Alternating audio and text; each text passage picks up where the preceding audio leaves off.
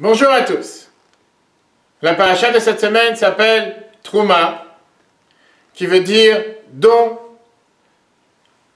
En effet, nous changeons de registre. Et cette semaine, Dieu s'adresse au peuple juif en leur demandant de ramasser de l'argent, de ramener des dons pour pouvoir lui construire un temple. Le fameux temple que nous avons eu à Jérusalem. Avant ça, on parle du temple qui était dans le désert, connu en hébreu sous le nom du Mishkan. N'était pas si grand que ça, 75 mètres carrés, autour de lui une cour qui faisait 1250 mètres carrés, avec différents mobiliers, comme l'arche, le candélabre, la table où on mettait les 12 pains, est estimée la valeur d'or qui avait été investie dans la construction de ce temple à environ 70 millions de dollars si on aurait estimé à la valeur d'aujourd'hui. Tout cet argent, or, pierres précieuses, cuivre, qui ont été donnés pour la construction de ce temple, tous ces dons sont venus de tout le peuple juif en entier, les hommes, les femmes, chefs de tribus, comme on leur a tant de parler largement les prochaines semaines, puisque nous savons qu'il y a plus de 140 commandements dans la Torah directement liés à la construction du temple et au temple, et plus d'un quart de la Torah qui est consacré à tout ce qui est en rapport avec la construction du temple et ce qui se passait dans le temple.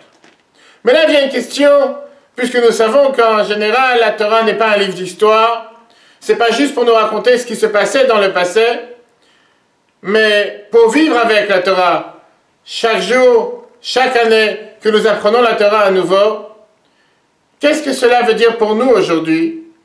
Quand Dieu nous demande « Faites pour moi un temple » Ve'asuli mikdash. Comment nous pouvons faire un temple pour Dieu aujourd'hui? À cette question, le Rabbi donne 3 réponses.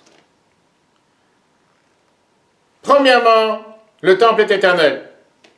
Nous savons très bien que plusieurs éléments du temple n'ont jamais disparu, ou ils ont été enfouis, cachés sous l'endroit du temple, et qui seront redécouverts, si Dieu veut, très prochainement avec la reconstruction du 3e temple à la venue de Mashiach.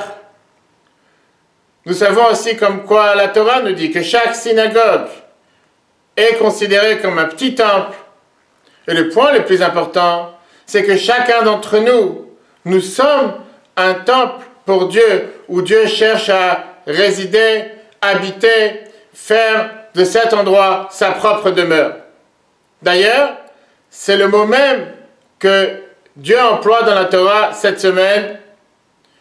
Ne dit pas « Faites-moi un temple afin que je réside à l'intérieur de ce temple », mais à l'intérieur de vous. Ce qui voudrait dire à l'intérieur de chacun d'entre nous.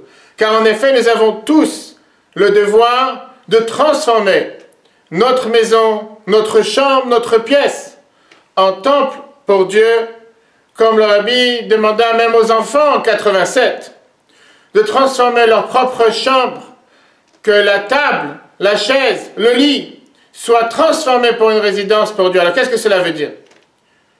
Que notre chambre ne soit pas juste une chambre où on va dormir, mais où on va mettre une pièce dans la tzedaka qui est accrochée au mur.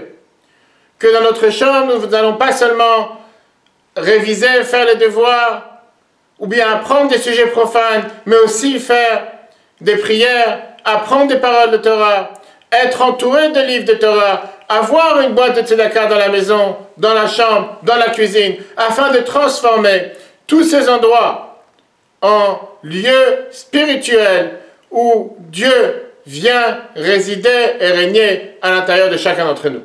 Voilà la manière comment aujourd'hui, même si nous n'avons pas le temple physique, nous avons le devoir de faire de chaque endroit où nous sommes, que ce soit un lieu de travail ou la maison, un temple pour Dieu, jusqu'à mériter très prochainement et très rapidement la reconstruction du 3e temple avec la venue du Mashiach.